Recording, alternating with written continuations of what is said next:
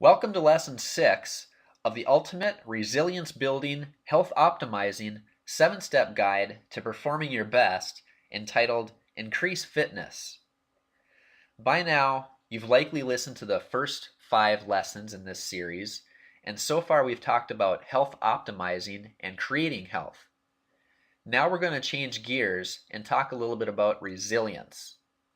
Dictionary.com's second definition of resilience is the ability to recover readily from illness or adversity.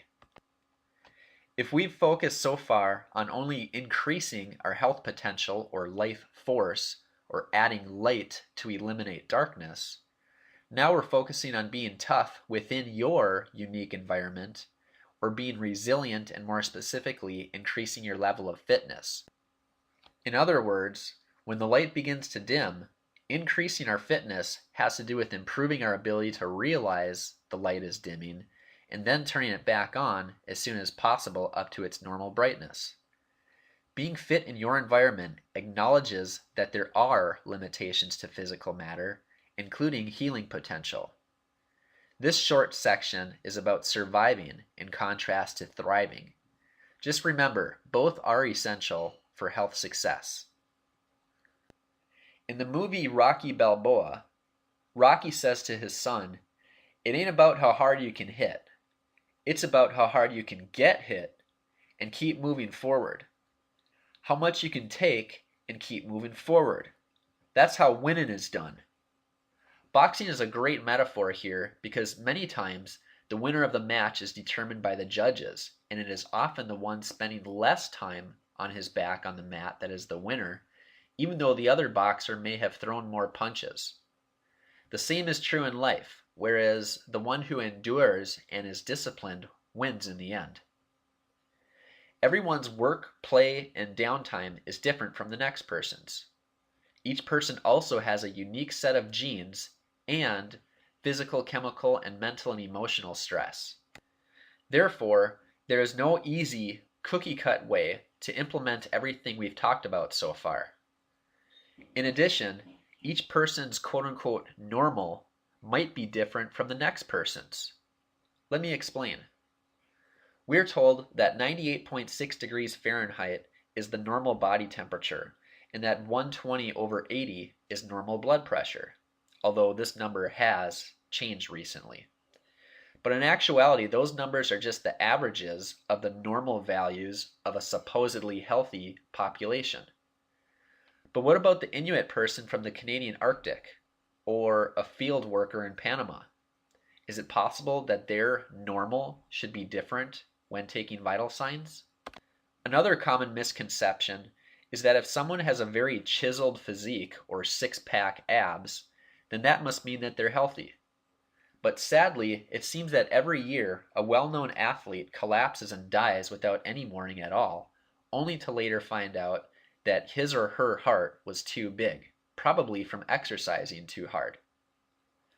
When now 71-year-old former NFL great Mike Ditka was asked a few years ago during a Super Bowl how much fun it was to get together every year with his former teammates, he said that it is usually sad because many of them are in such rough shape years after banging it out on the gridiron every other day over a football career. And many marathon runners at the same time, although healthy in vital signs and exceptional in performance, are not really as healthy as we think they are. And this raises the question, at what point does good, hard physical exercise become destructive and stressful to the individual? Clearly, there's more to physical fitness than what meets the eye. Fitness, by the way, also has to do with the mind. As mentioned in the previous lesson, physical exercise can help the mind by stimulating the hippocampus or memory center of the brain. But it's also true that retirees who are committed to and enjoy learning new things also have better physical health and can continue to enjoy many of the physical activities that they've been doing all their lives. In increasing your fitness and survivability, it is important to address the weaker links in your chain. A Chinese proverb states, "If you know your enemy and yourself, you need not fear the results of 100 wars. If you know yourself but not the enemy, for every victory gained, you will also suffer defeat. If you know neither yourself nor your enemy, you will succumb in every battle. A good place to start, of course, is getting your spine and nervous system checked for interference, since it's ultimately your brain which decides what normal is for you. After you do this, then it is a good idea to spend the next few days finding the average values of all your vital signs. That's right, take several readings of your temperature, blood pressure, pulse, and respiratory rate over the next few days and establish what is normal for you, and do the same thing every few years. That way, if something happens to you and an emergency technician or medical doctor says, and we'll just use this analogy, says that you're in Barstow at the moment, you can say, true, I am in Barstow, but I was in Temecula a couple hours ago, and I was in San Diego an hour before that, and last week I spent a day in Los Angeles. I know where I've been, I just lost the way. But instead of telling him or her the cities that you travel to, obviously you would tell them your normal vital signs, how it's changed over the past few years, and that might make the apparent problem seem not as severe or more severe than what they originally thought. Then take an inventory of your physical, chemical, and mental or emotional stress levels and focus on improving your adaptation in the weaker areas first. For example, if you sit at a desk all day and you eat healthy and you have a good attitude, but your rhomboids are weak and your shoulder blades look like that of a malnourished cheetah, then you should spend time working at strengthening your spinal extensor muscles and improving your posture. There are online stress surveys that can help you discover your weaker areas. Remember that, in a way, chiropractic is like training like a boxer. A lot of the same thing time and time again. The same evaluation tools and usually the same type of spinal adjustment. During a routine visit, the question is your back on the mat? Did you get knocked down?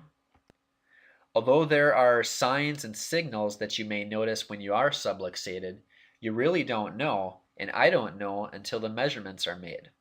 That's what determines if you've been knocked down. Then we get you back on your feet as soon as possible with a specific adjustment intended to hold or stay as long as possible. Some people have more hardware limitations than others, such as degenerated or thinning spinal discs that can be seen on X-ray, so it might be important for some people to take a nutritional supplement to make up as best as possible for that particular limitation. Start working on your weaker areas and then maximize your stronger areas. And of course, get the wisdom to know what your weak areas and strong areas are. Iron will naturally sharpen iron over time, just like a boxer's knuckles get heavier and harder over time. Rocky's trainer knew this before he was about to go up against the much younger heavyweight champion when he said, "To beat this guy, you need speed. You don't have it. And you've got calcium deposits on most of your joints. So sparring's out." Labeled by the press as a Balboa-saurus, Rocky Balboa is a story about a person's lifetime commitment to discovering and correcting weaknesses and working out your God-given gift.